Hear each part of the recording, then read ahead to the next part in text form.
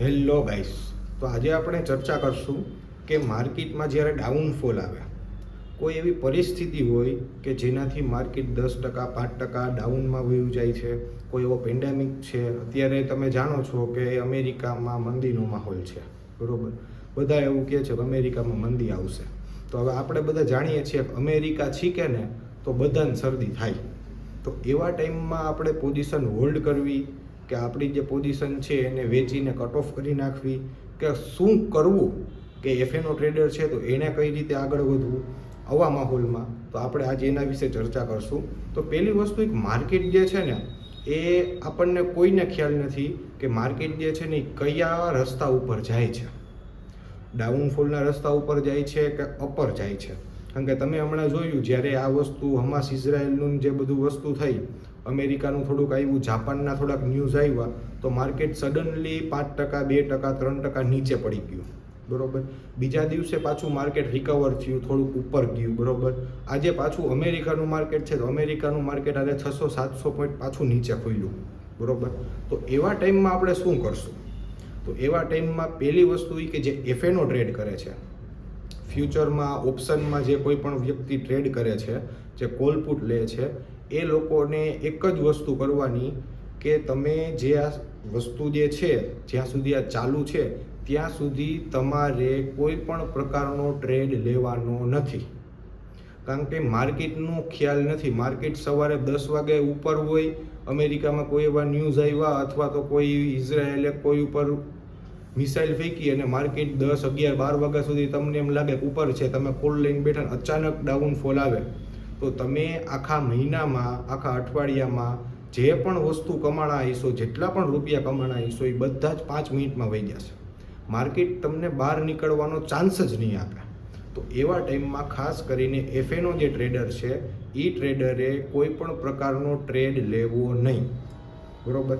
કારણ કે એનું કારણ છે, માર્કેટ જે છે, તમે કોલ ઉપર બેઠા છો, બરાબર, અને માર્કેટ નીચે ગયું તો એ માર્કેટ એવું નીચે જશે કે તમને બહાર નીકળવાનો ચાન્સ નહીં આવે. કારણ કે ત્યારે વોલિટાલિટી જે છે ને એ બહુ ઝાઝી હોય છે, બરાબર. એટલે એના હિસાબે છે ને એવી વસ્તુ નહીં કરવાની. તમે જે અઠવાડિયામાં, મહિનામાં જે તમે મહેનત કરીને રૂપિયા કમાણા છો, એક દિવસમાં 5 મિનિટમાં વયા ના જાય. એટલે ખાસ કરીને એફએનો ટ્રેડર જે છે એ અઠવાડિયા 10 દિવસ રજા લઈ ફરો, માર્કેટને જોવો, માર્કેટનું સેન્ટિમેન્ટ જાણો કે માર્કેટ શું કહેવા માગે છે, થોડુંક સ્થિર થવા દો. કારણ કે માર્કેટ હંમેશા ચાલુ જ રહેશે. આપણે બધા વયા જશું પણ શેર માર્કેટ ક્યારેય બંધ નહીં થાય. તમને અગાઉ પણ કમાવાનો મોકો મળશે. એટલે એ વસ્તુ એ વ્યક્તિએ ખાસ ધ્યાન રાખજો કે આ વસ્તુ એફએનો ટ્રેડર જે છે એ લોકો અત્યારે મહેરબાની કરીને કોઈ પણ પ્રકારનો ટ્રેડ ના કરતા, જો તમારે પૈસા ગુમાવવા ના હોય તો, બરાબર. હવે બીજા વ્યક્તિ આવે જે ઇન્વેસ્ટ કરે છે, કે જે લોંગ ટર્મ ઇન્વેસ્ટ કરે છે, કોઈ શોર્ટ ટર્મ ટ્રેડર છે, બરાબર, કે 5-15 દિવસ, 20 દિવસ રાખે છે અને વેચી નાખે, જે ઇક્વિટીમાં, કેશમાં ડીલ કરે છે.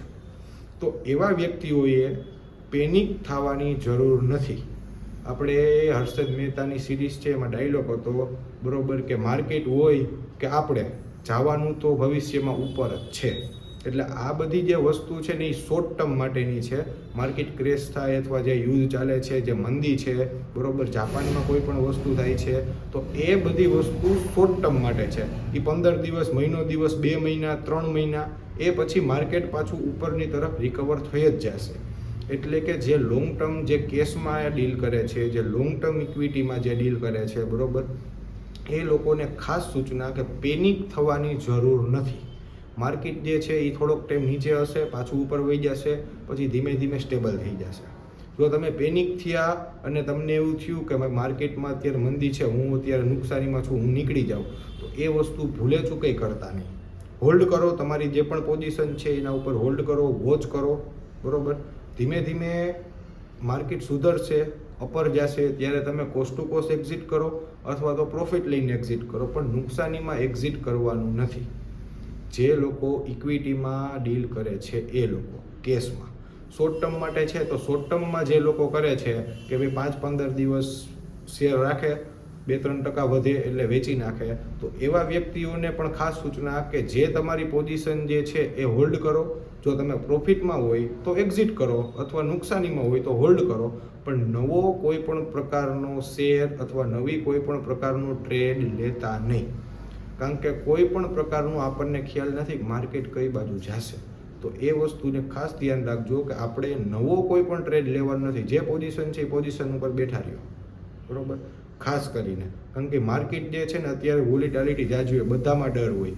ઇન્ડિયા ઓલ ઓવર વર્લ્ડની વિક્સ છે ને એ હાઈ છે, બરાબર. ઇન્ડિયા વિક્સ હાઈ છે. તો એવા માર્કેટમાં આપણે એક વસ્તુ ખાસ યાદ રાખવાની, એક તમને મંત્ર આપું કે પૈસા ગુમાવવા કરતાં ટ્રેડ અથવા ઇક્વિટીમાં ના કરવું વધારે સારું. શેર માર્કેટમાં રૂપિયા ગુમાવવા એના કરતાં શેર માર્કેટમાં થોડો ટાઈમ ના કરવું વધારે સારું, બરાબર. જો તમને આ વિડીયો ગમ્યો હોય, બરાબર, તો લાઈક કરો, શેર કરો, સબસ્ક્રાઈબ કરો. અને અત્યારે વોલેટિલિટી જાજી છે, જેથી તમારી નુકસાની ના જાય એ રીતે ટ્રેડ કરો. અને બધું સમજી વિચારી માર્કેટનું સેન્ટિમેન્ટ જોઈ અને પછી રૂપિયા રોકજો. Thank you.